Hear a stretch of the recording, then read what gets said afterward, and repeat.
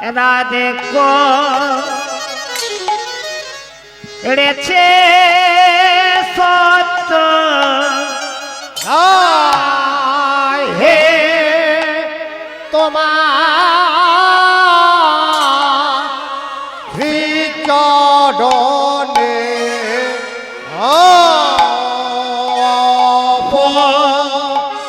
রাধে করেছে সত্য বলে হে তোমার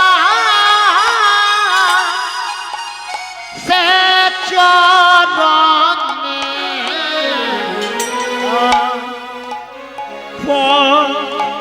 রাধে করেছে সত্য ওহে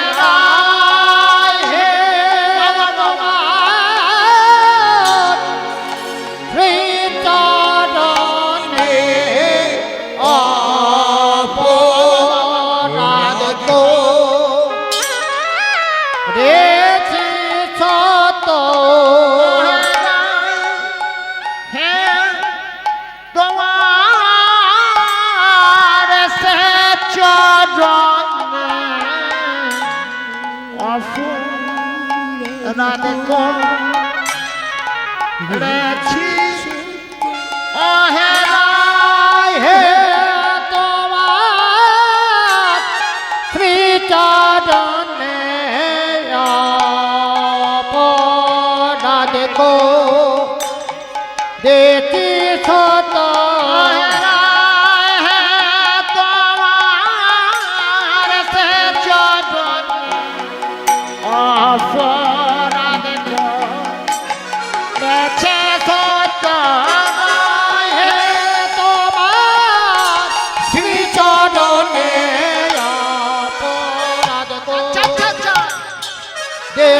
ছোট হে রায় হে তোমার সে চরণে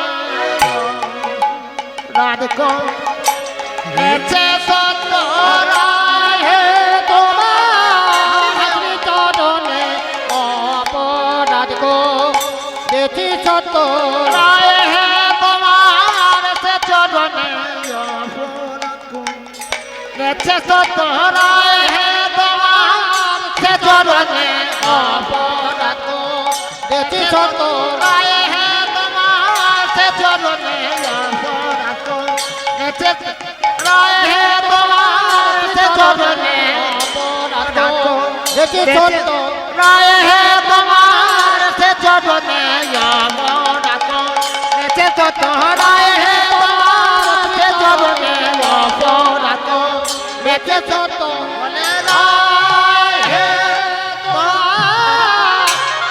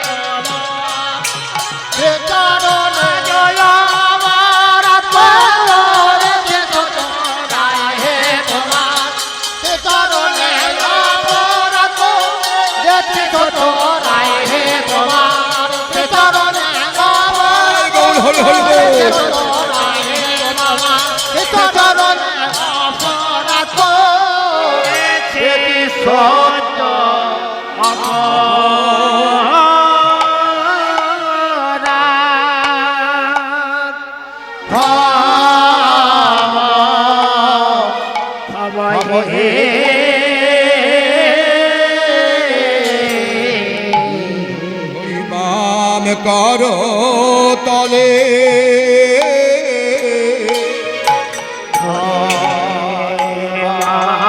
করো তলে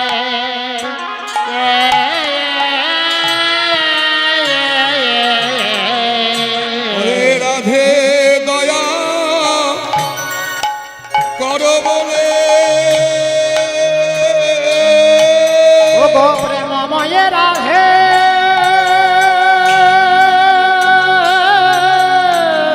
আপন প্রেমময় রাধে রাধে গো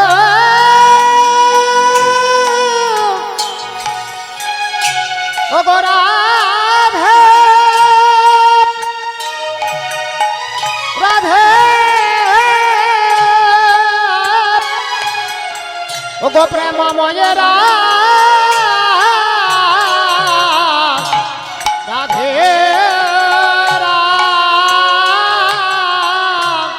রাধে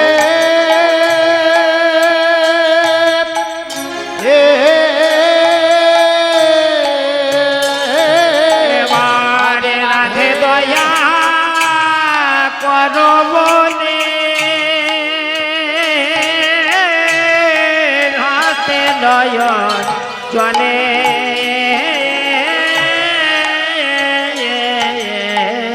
মোর অপরাধ ক্ষম হে এবার অপরাধ ক্ষমায় আমায় অপরাধ ক্ষম হে অপরাধ করেছি সত্য অপরাধ ক্ষম হে এবার অপরাধ করেছে সত্য অপরাধ ক্ষমায় অপরাধ করেছি সত্য রাই হে তোমার শ্রীচরণে অপরাধ করেছে সত্য রাই হে তোমার শ্রীচরণে অপরাধ করেছি রাই হে তোমার শ্রীচরণে অপরাধ করেছি রাই হে তোমার শ্রীচরণে অপরাধ করেছি সত্য অপরাধ ক্ষমায় হে ভাসে নয়ন জলে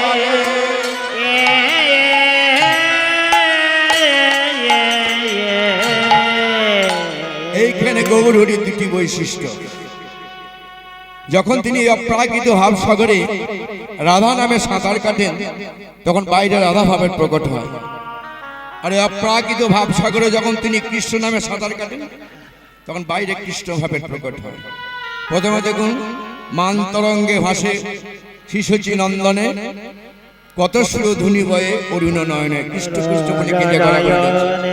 আবার পরক্ষণে নিজের বাম পদটি করতলে ধরে বুঝে রায় কিঞ্চিত অপরাধ করেছি আমাকে তুমি ক্ষমা করো গৌরীর কখন যে কোন ভাবের হৃদয় হয় কখন কৃষ্ণ ভাব কখন রাধা ভাব আমরা সকলে কিন্তু বুঝতে পারি না তবে সকলে বুঝতে পারি না এই কথা ঠিক নয় গৌর হরির ভাব দেখা মাত্র বুঝতে পারে কারা জানেন যারা সত্য সত্যি গৌর হরিকে ভালোবেসে কাছে টানতে পেরেছেন ঘরের মানুষ করতে পেরেছেন যেমন রায় রামানন্দ স্বরূপ দামোদর বলে না রামানন্দের কৃষ্ণ কথা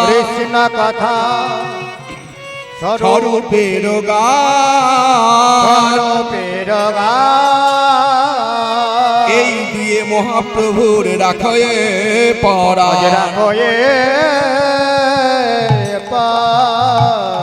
রায় রামানন্দ স্বরূপ দামোদর এরা গৌরীর ভাব দেখা মাত্র তারা বুঝতে পারে না বলা ভাবও বুঝতে পারে যার জন্য গৌরী বৈষ্ণবগণ বলেছেন ওগো আমাদের গৌর হরিকে তোমরা কেউ দূরে ঠেলে রেখো না ভালোবেসে কাছে টেনে নাও ঘরের মানুষ করে নাও ঘরের মানুষ বলতে কারা গৌর আমার পুত্র গৌর আমার বন্ধু সব থেকে ভালো হয় যদি গৌর হরিকে কেউ স্বামী রূপে ভজনা করতে পারে সব থেকে গৌর হরিকে কাছে পাওয়া যায়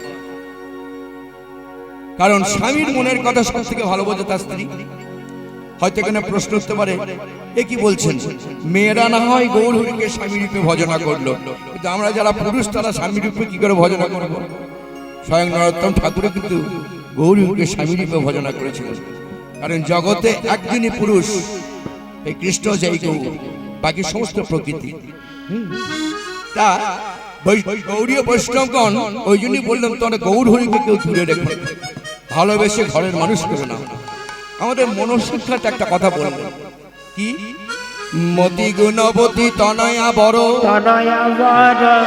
গৌর বিশ্বম্ভরে সম্বন্ধ করো আজ গৌর বিশ্বম্ভরে সম্বন্ধ ওরে মন তোমার এই ঘরে যে মতিরূপী কন্যা আছে তুমি তার বিয়ের ভাবনা ভাবছো না, তাকে তাড়াতাড়ি পাত্রস্থ করো, বিয়ের ব্যবস্থা করো, নইলে তোমার এই মতি যদি কুপথে চলে যায়, যদি অসদাচারী হয়ে যায়, চিরদিন তোমাকে কলঙ্কের বোঝা মাথায় বইতে হবে, দুঃখের শেষ থাকবে না। তাড়াতাড়ি বিয়ের ব্যবস্থা করো। হ্যাঁ গো, তুমি যে আমার মতির বিয়ের কথা বলছো, এমন পাত্র কই? মহাজনগণ বলছেন তোমার মতির জন্য খুব ভালো পাত্র আছে। কোথায় গো? ওই তো গৌরী বিশ্বম্ভরে সব বন্ধ করো, গৌরী বিশ্বম্ভরে সব বন্ধ করো, গৌরী বিশ্বম্ভরে সব বন্ধ করো, মতির রূপী কন্যার সনে বিশ্বম্ভরে সব বন্ধ করো। ভগবতী রূপে কন্যা সনে বিশ্বম্ভরে সব বন্ধ করো। ওই মতির রূপী কন্যার আমি জন্মের মতো শোভে দাও গো, ভগবতী রূপে কন্যার সনে, জন্মের মতো চোপে দাও গো, ভগবতী রূপে কন্যার সনে, গৌরী বিশ্বম্ভরে সব বন্ধ করো। এমন পাত্র পেলে তোমার মতি আর কোনোদিন কুপথে যাবে না। এ পাত্র সব দিক দিয়ে পূর্ণ, যেমন তার গুণ, তেমনি তার পাণ্ডিত্য, তেমনি তার রূপ। বলছে, হ্যাঁ গো, তুমি এমন পাত্রের সন্ধান দিলে, এর সাথে যদি আমার মতির সম্বন্ধ করি, টাকা পয়সা পণ দিতে হবে না? আজকাল একটা ভালো পাত্র পেতে গেলে প্রথমে মনামনি হয়, তারপর বলতে হয় না কি দিতে হবে, পোনাপনি। না না না না, গৌরী বিশ্বম্বরের সাথে যদি তোমার মতির সম্বন্ধ করো, টাকা পয়সা গাড়ি বাড়ি লাগবে না, তবে তুমি তোমার মেয়ের বিয়ে দেবে। আচ্ছা বলুন তো, আপনার মেয়ের একটা খুব ভালো পাত্রের সন্ধান পেলেন, প্রথমে মনামনি হলো, তারপরে এই জগতে যা হয় পোনাপনি কত দিতে হবে। তা পাত্র বলছে, না তোমার মেয়েকে আমার খুব পছন্দ, আমি বিয়ে করবো, এবার একটা শর্ত। কি শর্ত? এই বিয়েতে কিন্তু তুমি একটা টাকা পণ নিতে পারবো না। পাত্র নিজে বলছে, আমি পণ নেবো না। তা পাত্রীর যারা মা বাবা, তাদের কি মন চাইবে মেয়েকে শ্বশুর বাড়ি পাঠাবো, কানে হাতে গলায় কিছু অলংকার না দিলে কি মানায়? তা গৌরী বিশ্বম্বরের সাথে যদি মতির সম্বন্ধ করো, টাকা পয়সা গাড়ি বাড়ি লাগবে না, সামান্য যৌতুক। কি যৌতুক? এটা মহাজনগণ বলে দিচ্ছেন, শোনো কি যৌতুক। শ্রদ্ধা ভক্তি যৌতুক দিয়ে দাও না কেন মনমতির বিয়ে।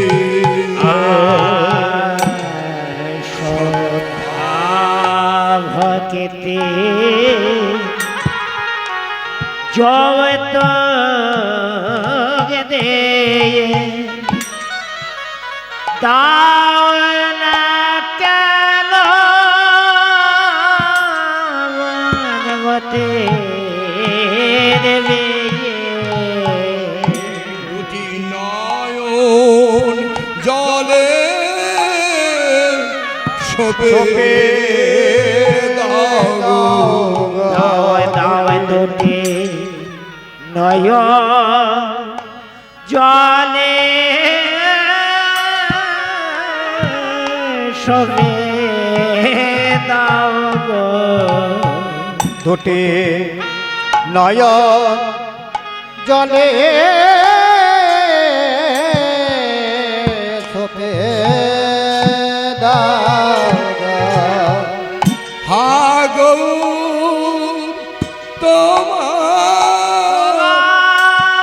তোমার গোলাম বলে নয়ন জলে শোভে দাও গো। আগো তোমার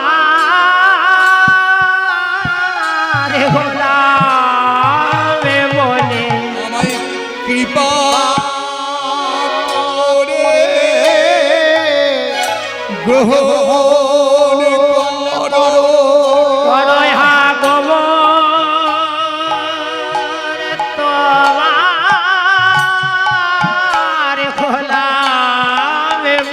আমায় কৃপা করে আমায় গ্রহণ করো গোবর তোমার খোলাম বলে আমায় কৃপা করে গ্রহণ করো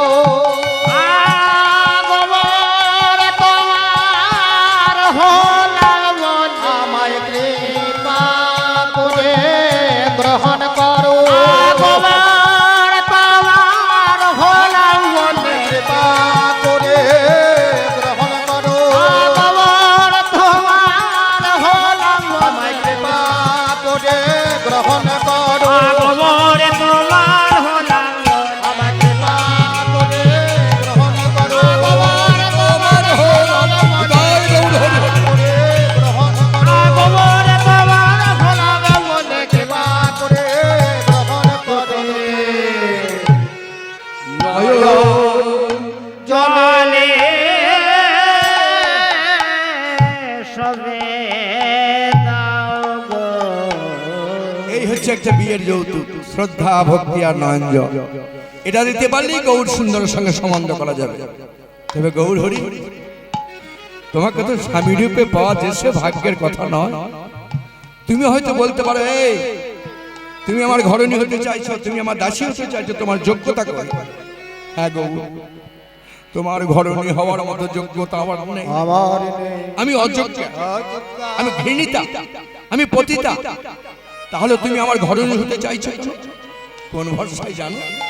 তুমি যে অনেক অযোগ্যকে যোগ্য করে নিয়েছো, ধ্বংস করে নিয়েছো সাক্ষী আছে জগায় মাধায়, আয় মাধায় সাক্ষী আছে চপল গোপাল, বল গোপাল তারা তো অযোগ্য ছিল, অযোগ্য তুমি তাদের যোগ্য করে চরণে ঠাঁই দিয়েছো। দিয়েছো তাই আমারও আশা জাগে আমি অযোগ্য হতে পারি, পারি কিন্তু গৌর হে তুমি তো যোগ্য,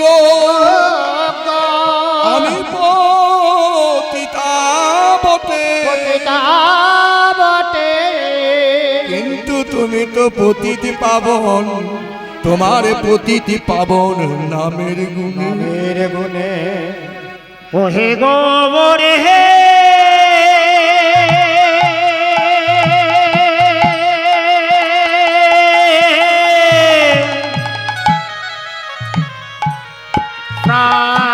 প্রাণ গোবর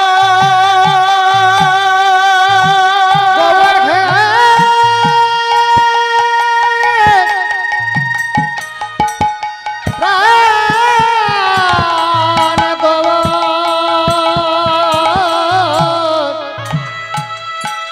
ও প্রাণ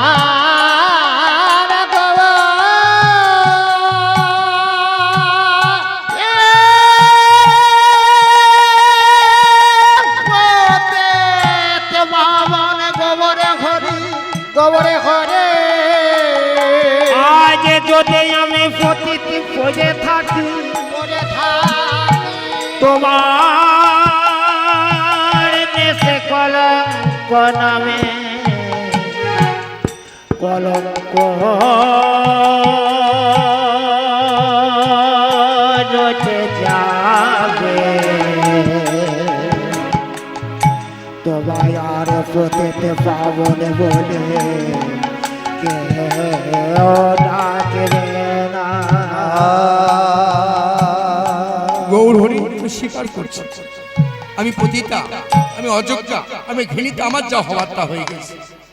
কিন্তু তুমি যে পতিত পাবো, নিজে পতিত পাবন নাম ধরে তুমি যদি আমাকে ঘৃণা গ্রহণ না করো, তোমার যে নামের কলঙ্ক হবে, এটা তো ভালো নয়। তাই তোমার চরণে মিনতি আমার, মিনতি আমার তুমি আমায় যোগ্য করে গ্রহণ করো। আমায় যোগ্য করে গ্রহণ কর, আমায় যোগ্যা করে গ্রহণ কর অযোগ্য বলে দিও না ঠেলে, যোগ্যা করে গ্রহণ কর আমায় অযোগ্য বলে দিও না ঠেলে, যোগ্য বলে গ্রহণ কর। অযোগ্যা বলে দিও না ঠেলে তুমি ছাড়া আর কেহ না।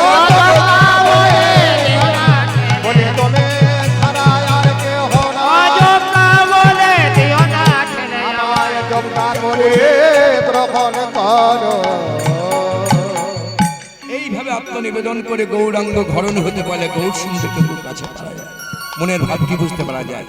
যার জন্য কবিরাজ গোস্বামী এখানে বলেছেন কি, কভু রাধা কভু কৃষ্ণ, আজ কভো রাধা কভো কৃষ্ণ, ভাবে বিভাবিত,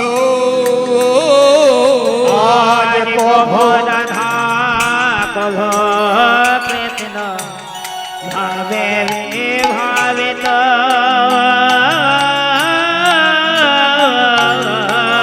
আর কেহ না বুঝিতে পারে গৌরাঙ্গ চরিত, ওগতে হনাব যেতে পারে গৌরাঙ্গ চরিত।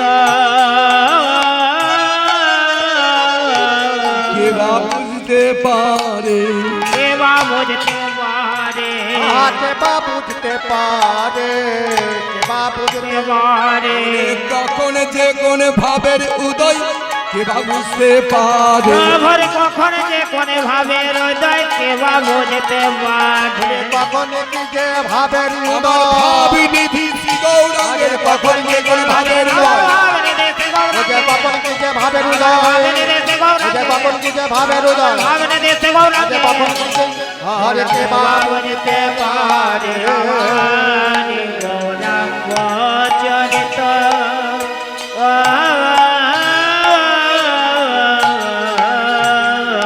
পদকর্তা বাসুদেব ঘোষ গৌরহরির এই ভাবটি লক্ষ্য করে বলছেন, আমার মনে মনে কি হচ্ছে জানো কি, বাসুদেব ঘোষে কহে এবার বাসুদেব ঘোষে কহে, এ মনের হরিষে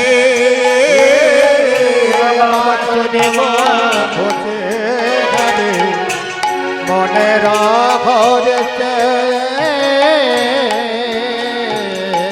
আমার দূর যায় মান গোড়া করিলা প্রকাশে, প্রভু আমার দূরে জয়